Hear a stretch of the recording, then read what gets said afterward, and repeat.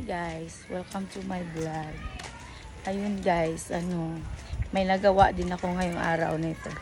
Nag-survey ako ng nagtatrabaho sa bahay. Ayun, success naman. Kailangan lang ay pintura, ipapapaint ko siya para maging siya. Okay, tingnan mo. Oh, there's no hole anymore. Diba? There's no hole na. Ayun. The other side naman, kailangan lahat. Hindi ko nga alam kung paano ayusin. Pero, we need to try our best to fix it. At, para maging okay na. Maging kalmante na ang bagyo sa loob. Sa totoo lang, hindi naman bagyo yung inaano ko dun. There's a mouse kasi every evening. Kaya, I need to cover or change the kisame ng yung rooftop namin ay nagkanda yupi na it maybe because of storm. Last time there's a strong storm na yung rooftop ng neighbors ay nag-blowing away. Bumagsak sa aming yero. Kaya nagkagano ng aming yero, guys. Pero sa totoo lang, okay naman yan. Ayun. Pala, no? Kapag yung bahay mo pala ay, daming kaikikan, hindi siya easy, i-renovate. Dami niyang, daming pasikot-sikot na gagawin para maging bahay siya. Kaya yun, lalo na yung doon, tawag doon, bumaluktot, kaya kailangan na talagang, ayun dahil sa ayun doon side, yun.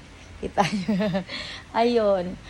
Kasi yan guys, basta ang alam ko kasi yung kisame ng kapitbahay lumipad, bumagsak sa amin. Ayan, kaya yan. Ayan ang resulta, pero ipapamartilyo ko yan kay Jojo para kahit papano ay maging ulit siya. Maging pantay kasi bulok na talaga siya. Dami niya ng kaek-ek-ek-ekan.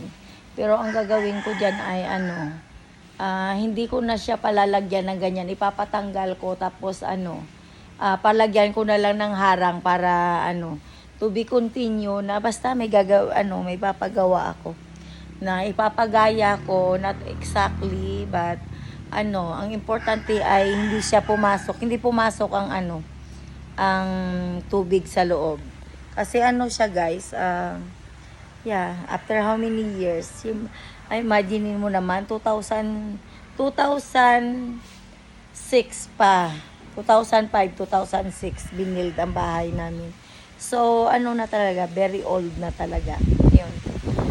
Kailangan ko munang hintayin na manalo ako sa loto bago ko siya ipatanggal at basta mayroon akong gagawin. Daming plano pero kapag wala kang atik guys sa renovation ng bahay mo, nga ka. Kasi kapag nagpa-renovate ka ng bahay mo, para kang nagpabago lahat. Ayun, parang you need to change new. Parang ganon. New look, new. New. Ayun, okay na yung kisame namin, wala nang butas. Yay! Pumapalakpak na ang aking dibdib. Kung sa baga, okay na. Ayun, kailangan ko na lang, pakabitan ng, mga ilaw. Tapos yung agusan ng tubig kapag umuulan na yun. Kailangan ko palagyan ng tali para hindi siya babagsak kasi tuwing uulan bumabagsak siya kasi dahil sa sobrang bigat ng tubig tapos nag-absorb na yung alam mo yung kahoy tapos nagsipsip na ng tubig.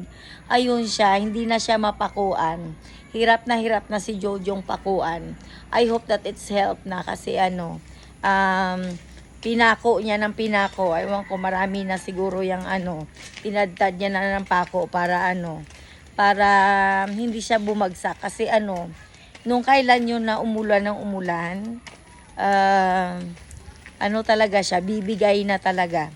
At ano, natuklasan niya yung kahoy sa pinakailalim na pinapakuan ng ano, ng inaagusan ng tubig. Ayun yung ano, ayun yung nagsipsip na ng ano, ng tubig. Siguro dahil sa sobrang ano na niya, sobrang tagal na, tapos ganun ng ganun yung tubig, umaagos doon, ayun. Pati yung kwarto ko, ano, inuulan na din. Pero buti na lang naayos na siya. So, kalmanti na ang aking dibdib kapag umulan. Ayun, yun lang guys. Update ko lang kung ano ang ginagawa ko. Yun na ang ginawa ko.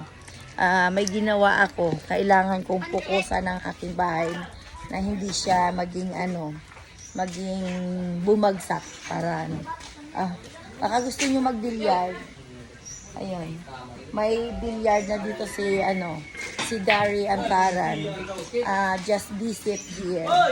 Here in Santa Cruz, Pandan, Antique. Ayun. Nagbi-billiard sila guys. Ayun lang guys, putulin ko na kasi ano, mayroon akong gagawin. Bye!